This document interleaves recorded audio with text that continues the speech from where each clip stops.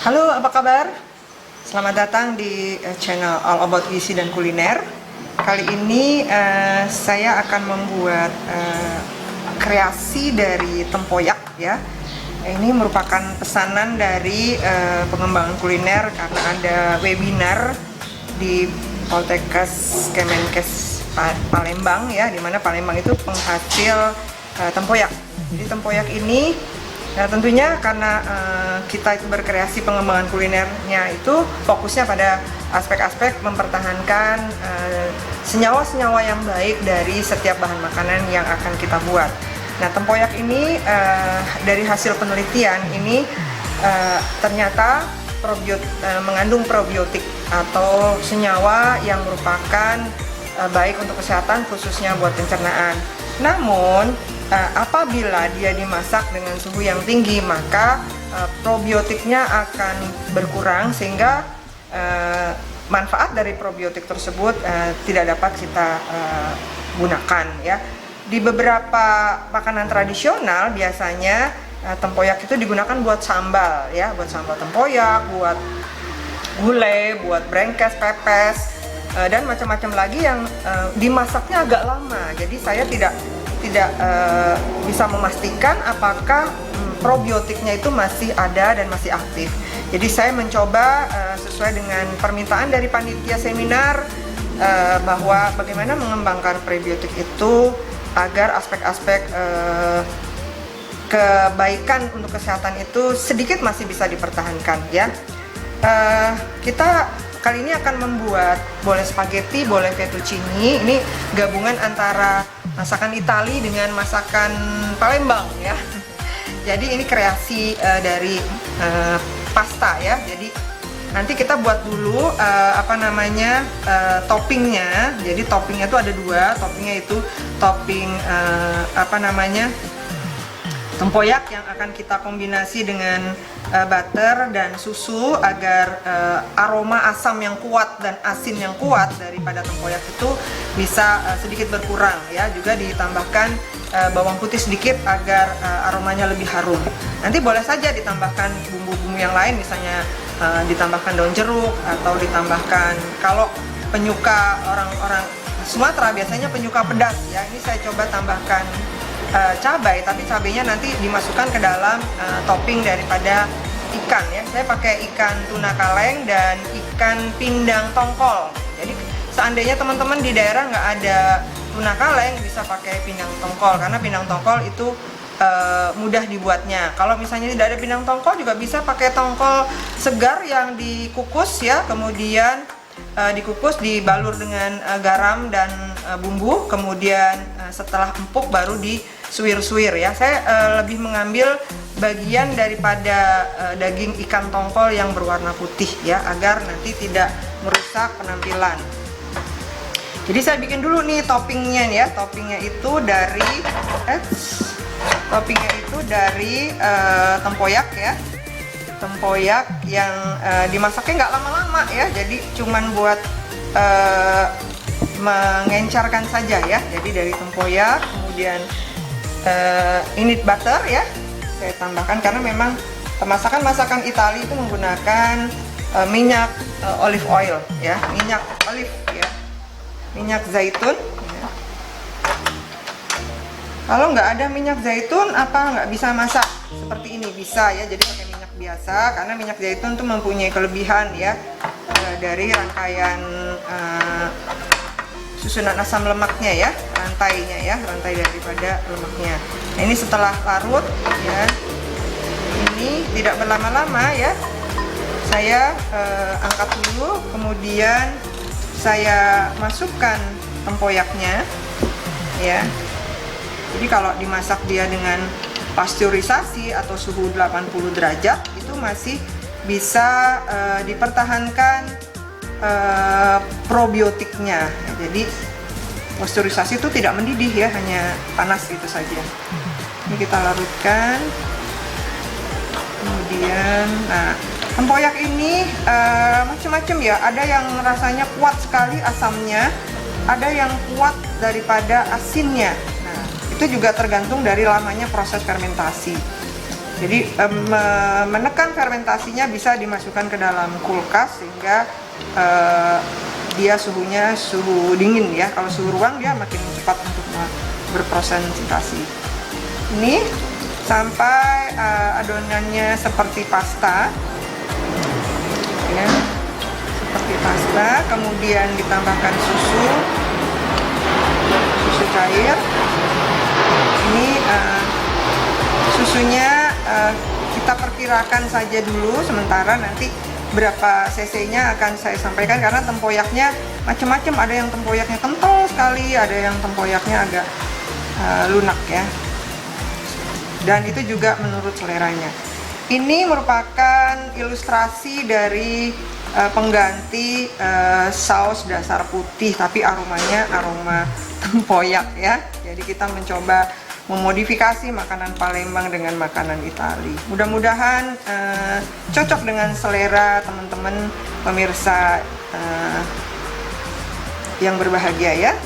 Nah, saya cium dulu aromanya. Aromanya yang tajam ya.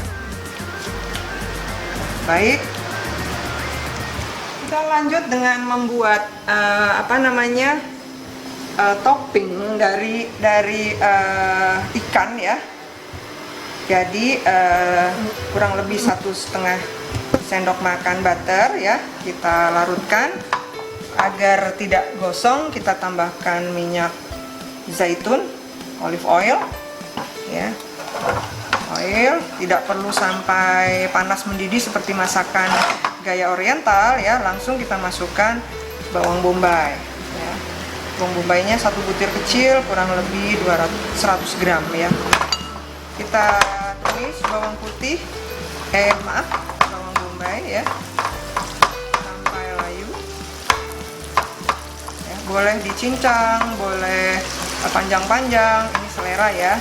Karena bawang bombay itu mempunyai rasa yang manis ya, dan tidak terlalu kuat seperti bawang merah.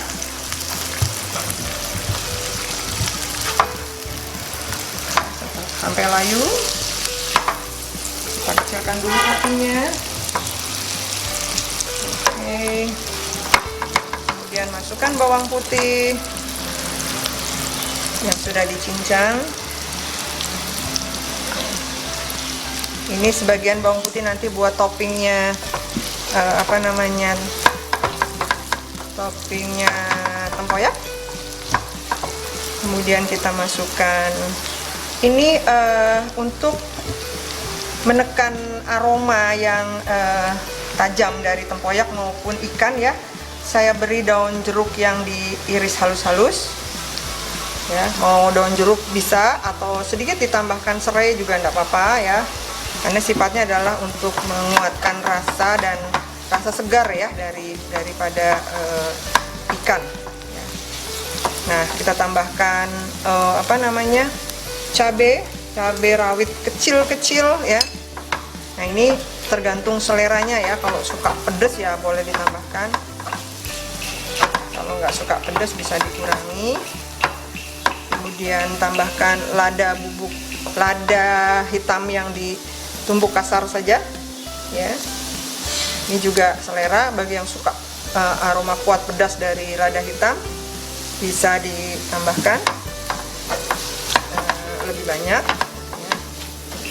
Setelah itu baru kita masukkan ikannya ya. Ikannya jangan dihaluskan karena nanti khawatirnya ketika diaduk dia akan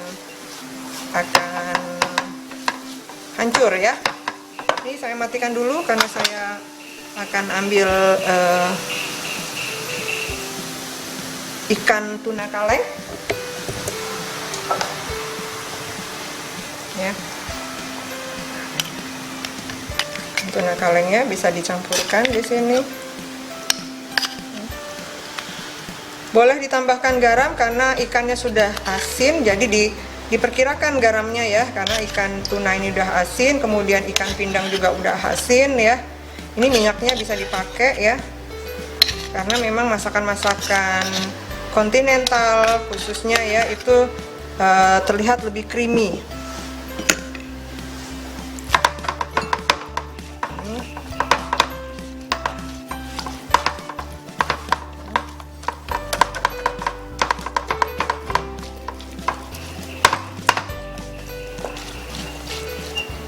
beri penguat rasa, saya menggunakannya kaldu jamur ya.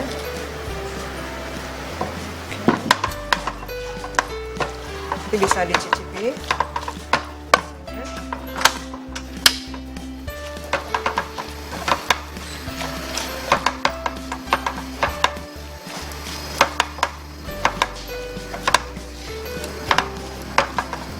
Harum sekali ya, terasa aroma pedas, aroma daun jeruk, dan aroma lada hitam yang menggugah selera ya. Bikin lapar ini.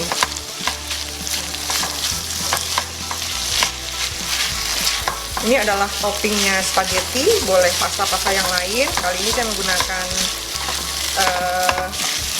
fettuccine. Apa bedanya? Bedanya dari sisi bentuknya ya. Kalau spaghetti itu bulat-bulat, kalau fettuccine itu gepeng-gepeng ya. Jadi kayak mie gepeng gitu ya. Ini pasta. Oke, kecilkan apinya dulu. Biarkan dia rasanya tanek ya. Apa bahasa Indonesianya tanek gitu ya.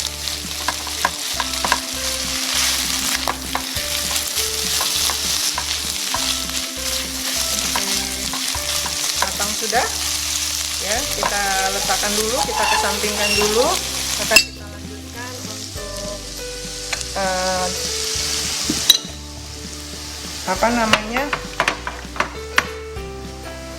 tempoyaknya ya. Kita sedikit tambahkan. Tadi belum dikasih bawang putih ya. Oke, tidak sampai mendidih, cukup ini saja ya, agar probiotiknya masih bisa dipergunakan. Mau ditambahkan lada juga boleh, enggak juga nggak apa-apa ya, karena lada sudah ada di ikannya tadi ya. Cukup. Ini sih kita haluskan agar daging tempoyaknya bisa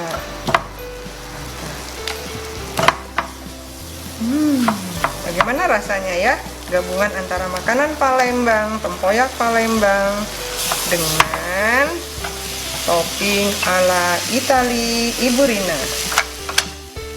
Yes, nggak boleh mendidih nih ya. Mendidih pelan. Baik, bagaimana cara menyajikannya ya? Kita taruh topping tempoyaknya di dasar, ya, dasar. Kemudian boleh kita taruh di sampingnya toppingnya ya.